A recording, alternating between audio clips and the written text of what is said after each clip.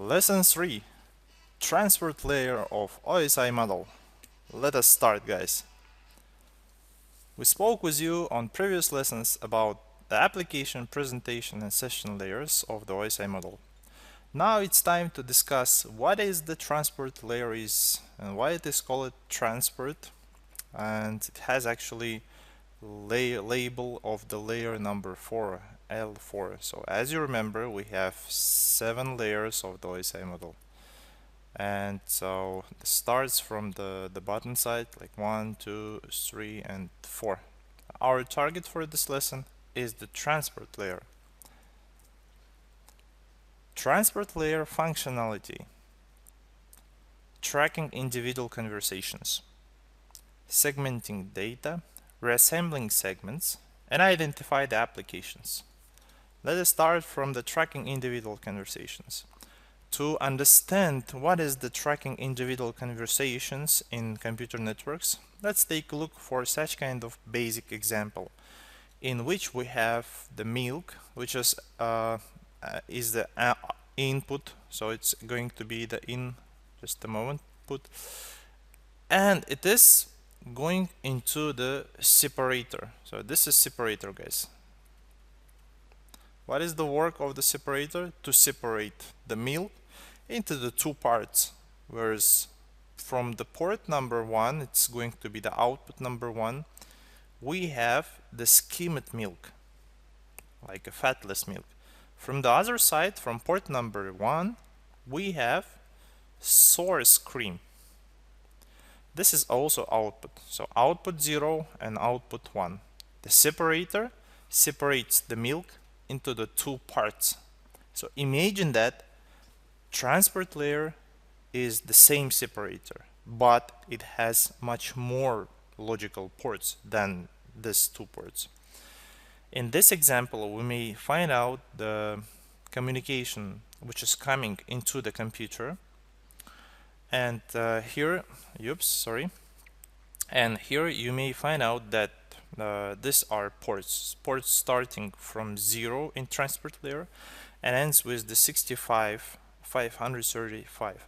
What does it mean? It means that your computer is available to communicate with 65,536 applications at the same time. Alright, and in this example, instead of having as an input the milk, we have the input as a data. So some data comes into the computer, and when it is entering into the computer separate this communication by using the ports. So I just took some example ports, and for example, the communication comes into the computer by port 1250 and it goes to the Skype. So in this way, computer can track the individual conversations, so that when mixed data comes into the computer just separates it and see which communication goes to which application. Next, segmenting data. Do you remember the thing why do we need to divide our data into small pieces of data? One of the reasons was that if we have a failed transportation of our information, we have to resend the big piece of, if you don't divide your data into small pieces, then you have to resend full data. And imagine that if you are sending 1 gigabyte of data, then 1 bit lost, then you have to resend all other megabytes which been already delivered. So to prevent such kind of problem, it will be better if our data will be divided into small pieces of data, and afterward they will become segments. So each piece of this puzzle is the piece of the data. Reassembling segments, it's vice versa process. When receiving device reassembles the segments into a single file, single data. And transport layer also provides the functionality so that your computer is able to identify the applications. Actually, you already saw this example, and in this example we have these ports again, starting from 0 till 6500 and 535, and each single port is unique identifier inside this computer. So when information comes into the port number 60,000, then it means that the information comes to the Counter-Strike game. When information comes to port number 2000, then it means that the information comes into the Chrome browser's window. So the transport layer is responsible to provide such kind of information. For each piece of data, it is placing a spatial marker. The marker is called the port. Encapsulation in transport layer. So here is the capsule. So we have actually two pictures of the capsules. In one of them we have the astronaut, and in another one we have this the cat. And they are classified in this example as a data. So when data comes into the transport layer divides this data in small pieces, and each piece of data is placed in spatial capsule. So the capsule is called actually the segment, and inside the capsule we have the part of the data and the part of the transport header, in which we have additional information about the application, including the port number, which defines the application uniquely. In other words, so let's take a look for the process of encapsulation in the transport layer. So we have a data which is going to be sent from our computer to any other computer, and this data is divided into small parts, and each piece of data is tagged with the segment header. So now the segment header and data is called the segment. It's like a capsule, and afterward, from different applications, your computer prepares the segments, right? And these segments are traveling through the network. And here we go. Afterward, when computer is receiving the file from the network, it is receiving the files actually by the segments in the transport layer. And the transport layer makes decapsulation of the segments and take all the pieces of the single communication information, and afterward it is reassembles the segments, and it's having this data, and data goes to the application layer.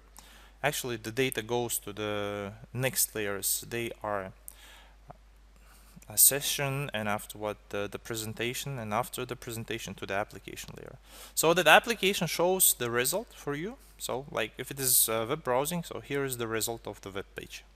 This is how transport layer is making assembling and reassembling of the segments. The transport layer controls the conversations. First of all, transport layer, before sending and receiving the information, transport layers are making the session between two computers. So transport layers of two computers are creating the session.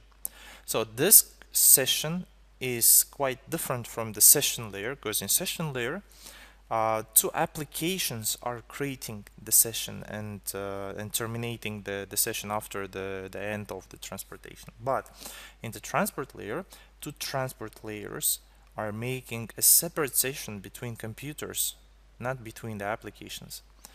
And the transport layer is responsible for creating session, is responsible for the maintaining the session, and responsible for terminating the session. After session is created, the computers are able to transfer the data.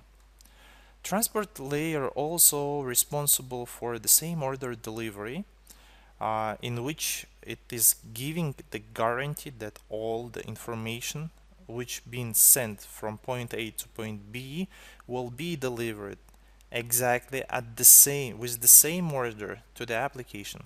So imagine that here we have point A and point B. So they are packets and they have to go in a row, but sometimes it can be situation that between these 2 points we may have different passes from point A to point B, so it can be like this. So this circles, the dots are representing the crossroad, like this. So when packet 1, 2, 3, 4, 5 and so on, so let's call them now segments. When they are traveling, so for example, if first segment comes to the first crossroad, and here we have two ways, one or second way or maybe third way, it can be directed by the best way, like this. And when second packet will come, with segment will come to the crossroad, it can be redirected by using this way, because maybe this way will be busy. And when third segment will come to this crossroad, it can be also redirected by using this way. As the result, we may have such kind of situation like point B is delivering the segments in this order. 1, so second segment went by using longer way, and the third segment went by using the shortest way. So as a result, we may have such kind of situation. So transport layer receives all these segments and places them into the buffer. And when all the segments are delivered, transport layer is making the sorting. It is just changing the order, and it is responsibilities of the transport layer protocol.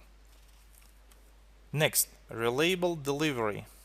Transport layer gives the guarantee that all the data which being sent all the segments which been sent will be delivered with the 100%.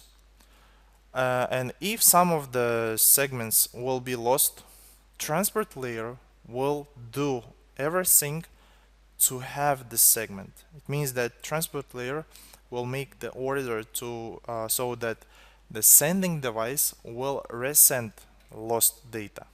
So this reliable delivery is guaranteed by the transport layer. And also transport layer is providing such kind of functionality, the features which is called the flow control. To understand what is the flow control, we have to know something more than we know it right now. So that is why we will make it's going to be the question mark for us. At the end of the lesson, you will know what is the flow control, but we'll now just skip it out. Continuing the topic, the different kinds of computer networks communication, let's say. So during the communicating, we may use different types of the communication, including the web browsing. When we just open the web browser and type any like a Wikipedia and just or maybe watching the video from the YouTube, or the listening the audio files from the SoundCloud, and the file sharing when we just send some files by using the file transfer protocol, or maybe the trivial file transfer protocol, or maybe just again through the web. We have such kind of ability to have the communication, live communication by the IP telephony, when we can have a call by using Skype or any other the VoIP application. Also, we have the video streaming, the conference or online lesson, which is also live, and working with email. We may make a classification of these different communications types into the two classes. So let us have with you class A and class B. So web browsing will go to class A. File sharing also will go to class A. And IP telephony will go to class B, and video streaming also will go to class B. And working with email will go also to class A. And if you will have the example of here of like video from YouTube, it will also go to class A. From this classification, we may make a decision. Why do we need to have two classes? Because all of class A communication types needs to have a reliable communication. And due to that fact that it's reliable communication, it may have some delays, so it means that it's a little bit slower communication. Because if your device will lose the data, I mean, if one device sent 5 segments and delivering device received only 3 segments, then they have to spend time to investigate the problem and to resend these files. So that is why it will become slower. In class B communication, we don't need to have reliability. The main reason of the class B is the speed. Because when you send for example, when you have the communication between two computers and with the web cameras, let us say, and we are sending the video stream from computer A to computer B, and this video stream has to be delivered immediately. And in case when you are sending, let us say, 4 segments from point A to point B, and if some of the segments been lost, so then we don't have to resend them, because when you will resend lost data, it will be not actual. So like the time already passed, because this is the streaming, you know, the voice streaming, the video streaming, it has to be live. But in case when you have the class A communication and you have, for example, a video from the YouTube, so you are connecting from your computer A to the YouTube server, and you make request for the video and it's giving you reply. So reply comes with the segments.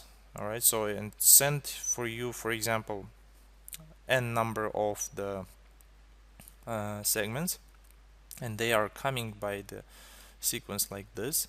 Maybe some of the segments will be lost, and maybe when they will be delivered, I mean the rest part which is not lost, when it will be delivered, it can be delivered in this sequence.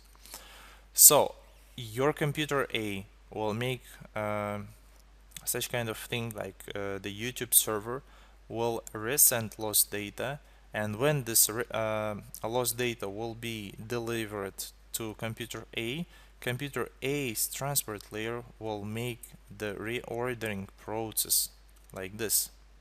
Okay, so this will take a time, so that is why it is slower.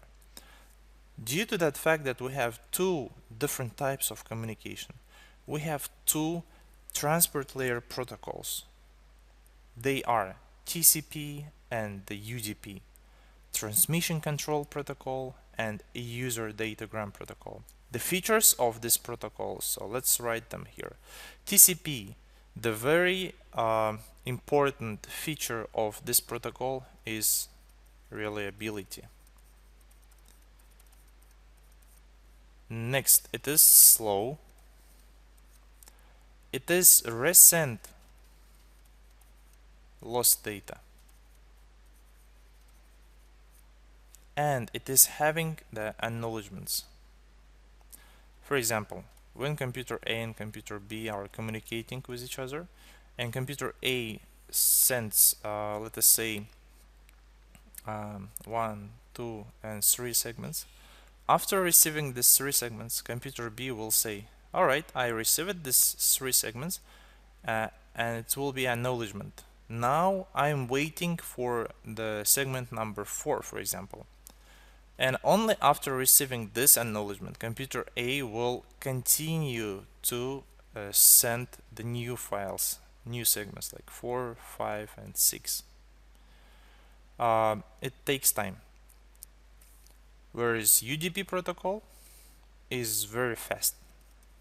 It doesn't have to wait for the resending the lost data. It doesn't have to send acknowledgements, and it doesn't have to wait while acknowledgement will be delivered so that it can continue to sending the files.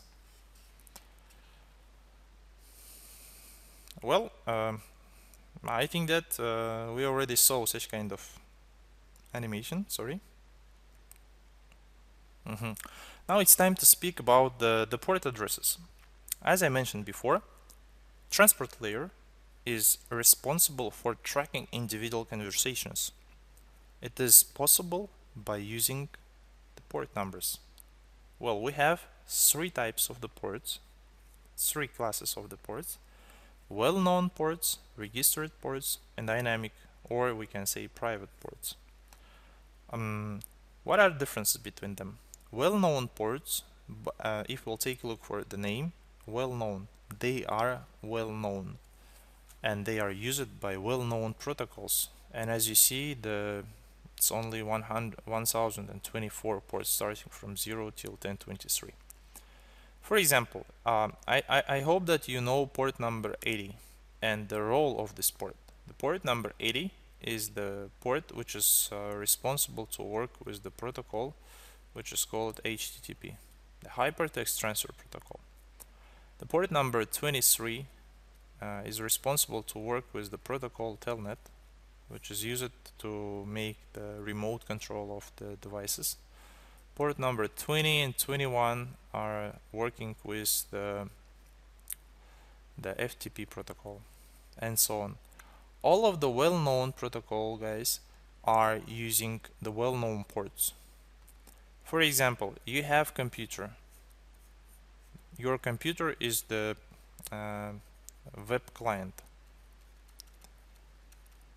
When you install such kind of application like an Apache web server, what is happening with your computer? It is becoming a web server. What is the difference between computer which is having the status of web server and the web client?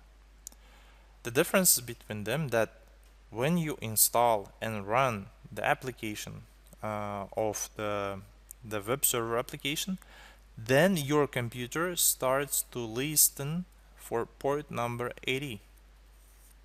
And if someone will make request to port number 80, computer has to reply from this port. When you turn off the functionality or when you uninstall the application of the web server on your computer, port number 80 is on blocked state. It is just not working. And if someone will make request to this port, it will not give reply. So that is the difference between web client and the web server. So that web servers, I mean the server applications, are listening through the port which is well known for everyone. And you may take a look from the Google, at least you can write the well-known port numbers, and you will see the description of each of the well-known port, and you will see that all the ports are belonging to the protocols, to the predefined protocols. Next, registered ports. They are, so we have a lot of registered ports in a range. The difference between them that they are used by registered applications. For example, when you are installing the application onto your computer, and let us say this is Berix VoIP application. When you install this application, and if Berix VoIP application already registered one of the port which is in this range, so that when you will install it, it will ask you to use exactly this port. For example, we are registering the port number 41111 to the Berix VoIP application. When you install this application, Berix VoIP application will ask you to use 41111 port. If this application will not be installed into this computer, then this port will be classified as the dynamic or private port, so that any registered port which is not used with registered application can be classified as the dynamic port. And what is the purpose of the dynamic or private ports? To understand the situation with the dynamic ports, let's take a look with you for the basic example when we have computer A and server B. And as you know, we have 65,536 available ports. So I'll draw the line which is defining these ports.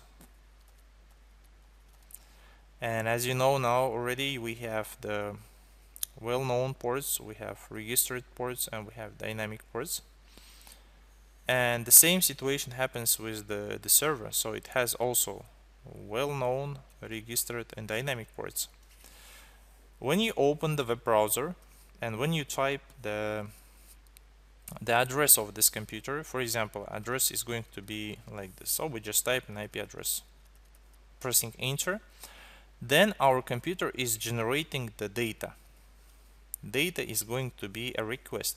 So we'll have a request get index HTML from 1111.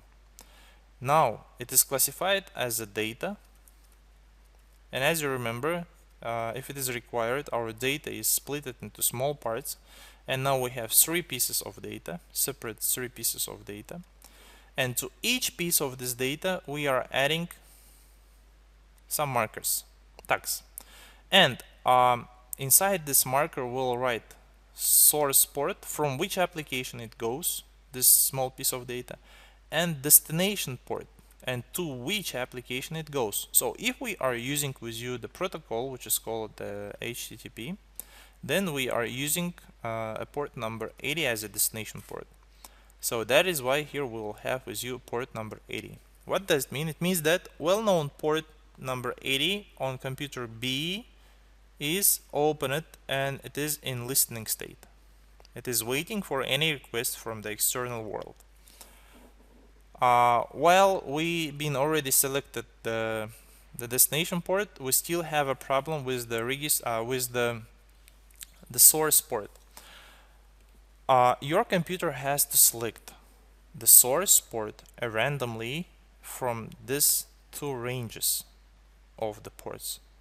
If in criteria, if these registered ports are not working with registered applications, or if they are already not busy.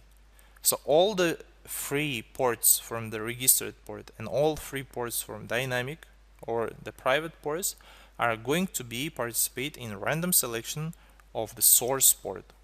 So now your computer is selecting one of the port. For example, like this. The port number is going to be selected as 4000 and 0, like this, 40,000. So as a result, we'll write here 40000. It's going to be our source port. Now this packet, I mean this segment, will be sent through port number 4000 and will be delivered to port number 80. When computer B server will receive this request, it will make reply out of from port number 80, and this reply will be delivered by port number 40,000. In case when you are opening the new browser, for example, so let me also delete this part because I need this area. Here we go. Alright, the same computer is opening the browser. I mean, when I'm saying the browser, it's like he can just open new tab, like Control T or Control N, new window, and we are going to type again the same IP address. Look, from the same computer to the same computer request. What is going to be happening? Our computer is generating a new request, and here is the get index and so on. Imagine that our segment, our data is divided into 3 segments, small pieces of information, and to each piece of this information, so let me just place it there here, we are adding new source and destination port, source port and destination port. Whereas destination port will be same port, because our computer B is listening for the port number 80, but we have to select, so our computer has to select new source port, because this port is already busy and the communication is distinguished by using this port. So if we'll use absolutely the same port as the source port, then our data will be mixed. That's why it is selecting a new port. For example, port number, let me say 5111 and 1. Port number 511 and 11. So now our segment will be sent out of port 51,111. Will be delivered by this computer, and this computer will send a reply out of the same port and to the port which been before the source port. This is how transport layer is distinguishing the communication by using by using local unique port numbers on the computer. You also may able to take a look for the Netspot command, which is showing you the usage of your ports of the transport layer. So we may just open the CMD and we'll just type here the comment like a Netspot. So then it is showing us this criteria. Which protocol we use, TCP or UDP, and the local IP address, the IP address of my computer. And here we have the destination destination host's IP address or domain name. And after the column, you will see here destination port. So instead of destination port, you may find out the name of the protocol. So when you see the HTTP, it means that this is port number 80. And here you may find out also the column, and after the column you may find here the port number. So look, source port 52,004 and destination port is 80. While I'm communicating from this IP address to this domain name. And I also have to tell you that when you see such kind of IP address with the column, you will see, for example, the port number. So well, it is called IP, and this part is called the port, and all together it is called the socket. It's like to which IP address your information goes, and inside that IP address to which application, to which port it is traveling.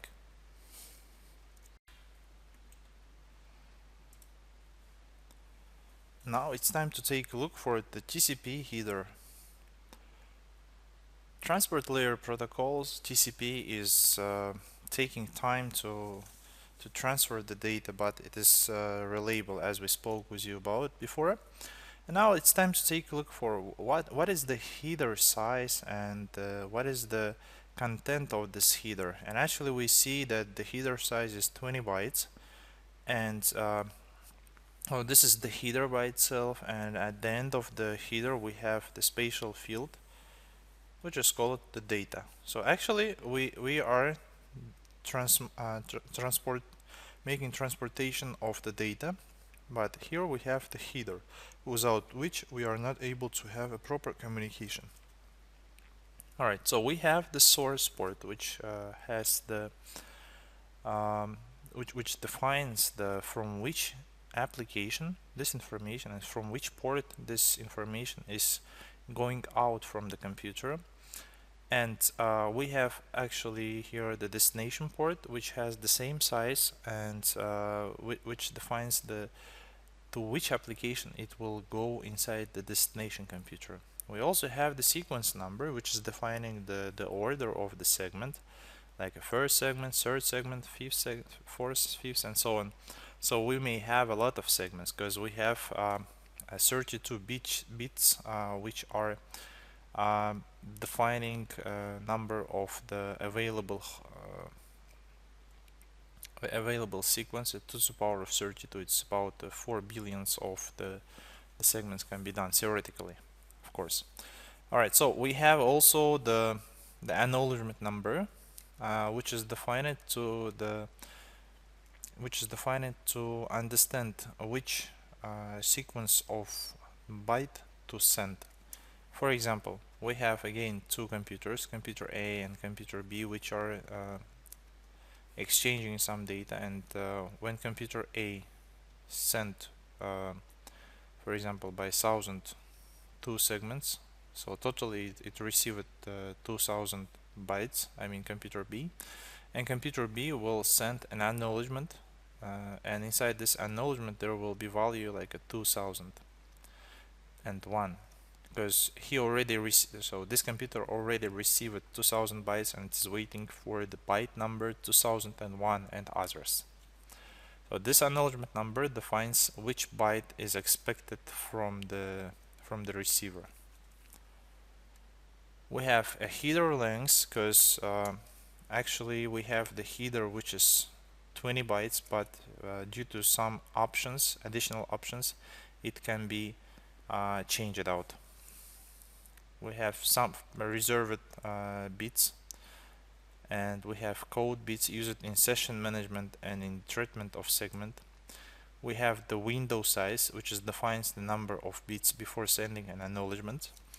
And here is the element of the flow control. So as you remember, we spoke with you about flow control, and I placed there the question mark, and I told you that we'll speak about it a little bit later. Maybe it's time to speak about it right now. So we have computer A and computer B. They are interacting with each other, and as you see here, window size defines number of bits before sending an acknowledgement. So the two computers, when they are creating the session, they defines what is going to be their window size. And for example, they defined that the window size now will be the 2000. And when computer A send first segment with 1000 bytes and next segment with 1000 bytes, our computer B will have to send an acknowledgement. Next, two segments are sent by computer A with each of them by 1000 bytes, and we have reply as an acknowledgement again. So the window size defines number of bits before the receiving device will give the acknowledgement that it is already received this information. And who controls this window size? It is controlled by the mechanism which is called the flow control. Flow control defines what is going to be the window size, and in some cases the window size can be changed out. So it's a little bit later today also. So let's continue with this slide. So we have the checksum used for error checking of the header and data. In case if your segment or the data inside the segment will be corrupted, so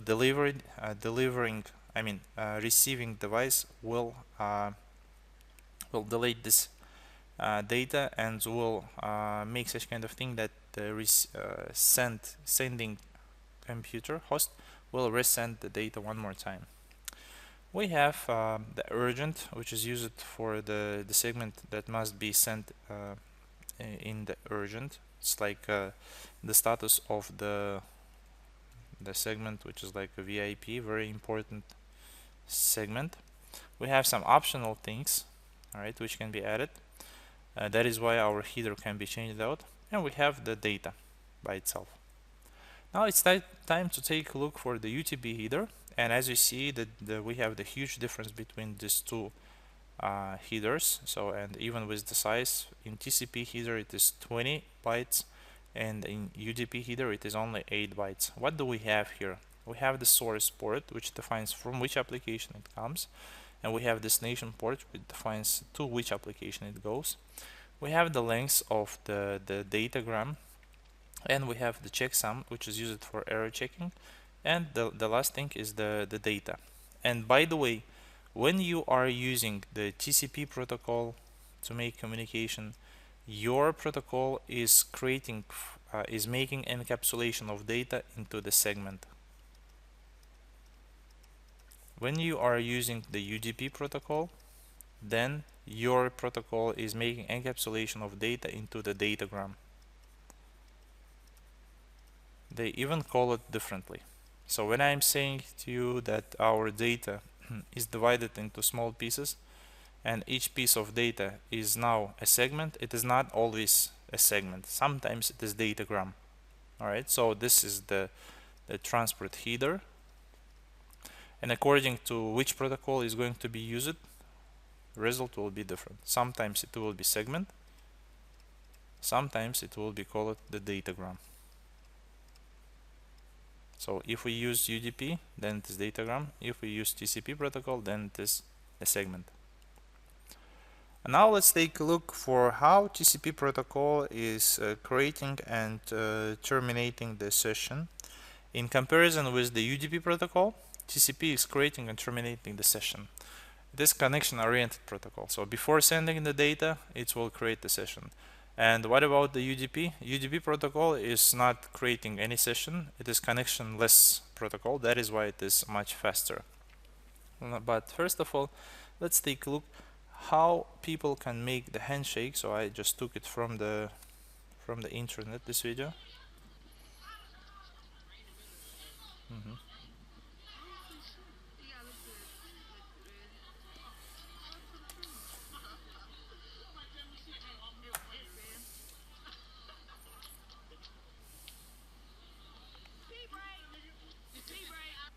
Alright, so this is one example of how people can make the handshake. So it means that there is actually no limit. So anyone can create their own algorithm of making the handshake. And the engineers of the TCP protocol created the algorithm which consists of 3 ways. So in these 3 ways we have, first of all, when computer wants to create the session, on the transport layer it is sending the spatial value scene, which is looking like a synchronization, and it is the piece of information in which we have the sequence taken randomly by computer A, and afterward the CTL, it is just a description of what kind of communication it is, and it's saying that, oh look, this is scene. It means that computer A wants to create the session with computer B. After computer B receiving this synchronization packet, so he understands that computer A wants to create a session with him on the transport layer, and as a reply it is sending scene and its acknowledgement. So the scene is its own randomly selected number, like a 300 as an example, and acknowledgement is previous scene plus 1, and the CTL is just the description. What is it? It is scene and acknowledgement.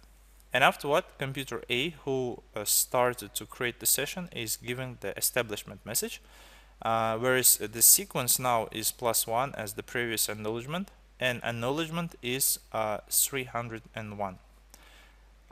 It's +1 of the previous sequence. The CTL is looking like the acknowledgement. So afterward, the session is created and computers are ready to exchange the information. Such kind of statuses you are able to take a look from the CMD.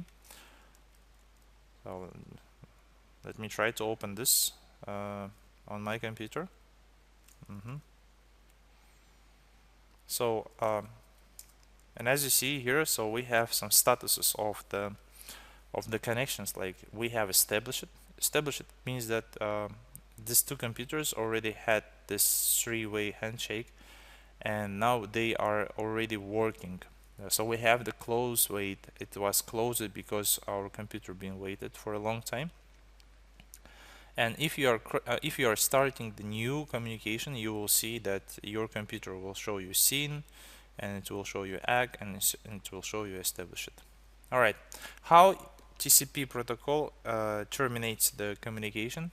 It has the 4 steps of the terminating. First of all, when computers are ready and they already exchanged the communication, I mean data, the computer who started the session is sending the FIN, and the FIN is received by the computer B, and after what computer B says, okay, I received your FIN message, here is the acknowledgement from me, and I also want to finish the communication with you. So that computer A receives the acknowledgement and the FIN message from computer B and send its own acknowledgement. So, and afterward the session is terminated. They are not the neighbors by the transport layer more. And in case when computer A or computer B will start to generate the communication one more time, they will have to create a new session. Transport layer, and not only not full transport layer, but only the part of the TCP, only the TCP protocol, is creating is making such kind of thing like that, like reordering the segments. So our reordering process happens due to that fact that sometimes when computer A sends information to computer B, if they are on different networks, and especially if they are connected through the internet. In internet we have interconnectivities between routers, and routers are giving different passes for different segments due to that fact that our network is dynamic. Sometimes the best path can be blocked or it can be very busy, so that is why a computer router will make decision to send this information by not the best path but with the path which is working for this time. And when next segments will come to the router may make decision to send it by using different way. And when computer B will receive the segments, as you see here we have incorrect ordering, and it will store this segments into the buffered memory, and afterward it will make sorting, and only after the sorting computer B's transport layer will send this sets of segments into the application layer. So what about the acknowledgement? So we already spoke about it, but we can take a look at for this example one more time. So we have two computers, computer A and computer B, in which computer A sends some information to computer B, and it's looking like it is sending only 10 bytes, and after receiving 10 bytes computer B is saying that, oh, alright, I received 10 bytes, here is my acknowledgement 11. What does it mean? It means that computer B is waiting for byte number 11. And here is the explanation of the flow control one more time. So as you remember, flow control is the mechanism which is defining and which is maintaining the window size. Two computers, when they are exchanging the information, before exchanging the information, they are making decision what will be the window size, and the window size is amount of bytes after which receiving device will send an acknowledgement.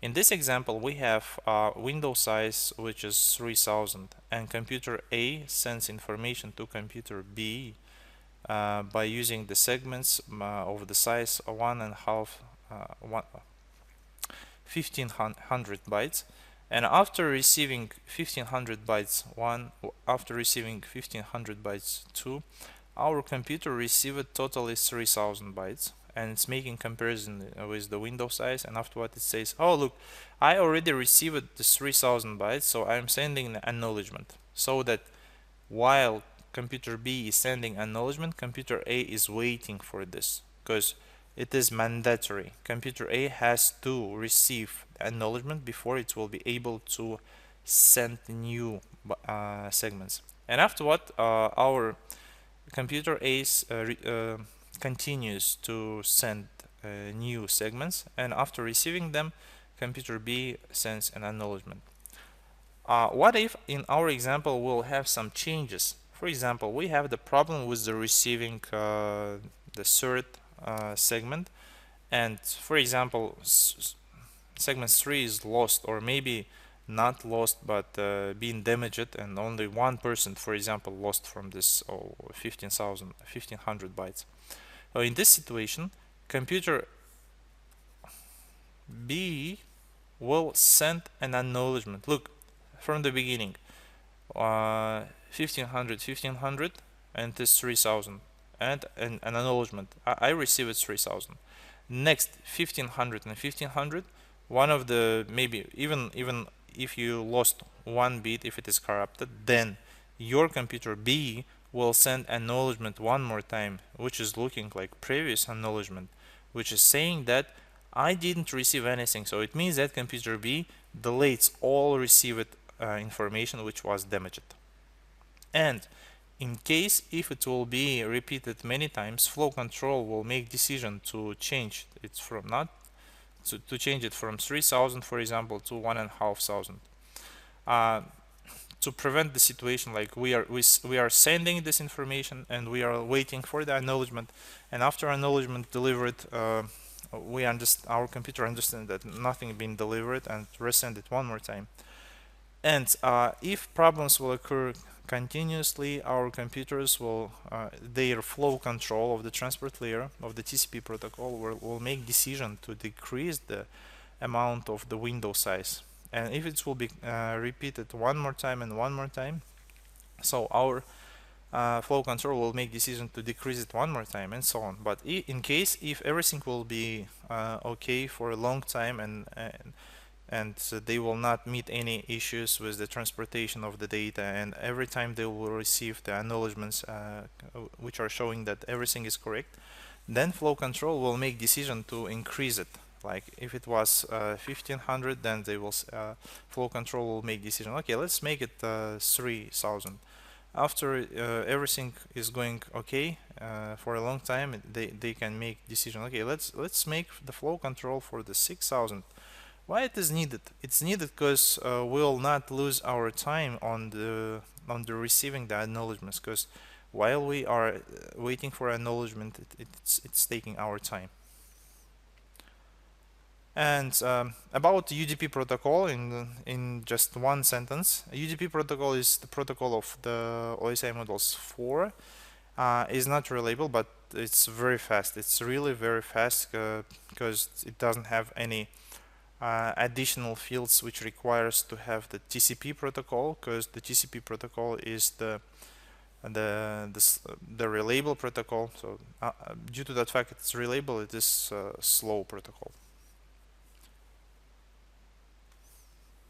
This is the end of the lesson 3. I hope that you enjoyed this lesson. In case if you have any problems of understanding, or in case if you have any advices or the feedbacks, I'm waiting them in the comments of this video on YouTube, or you can write me directly to my personal email or to the corporative email.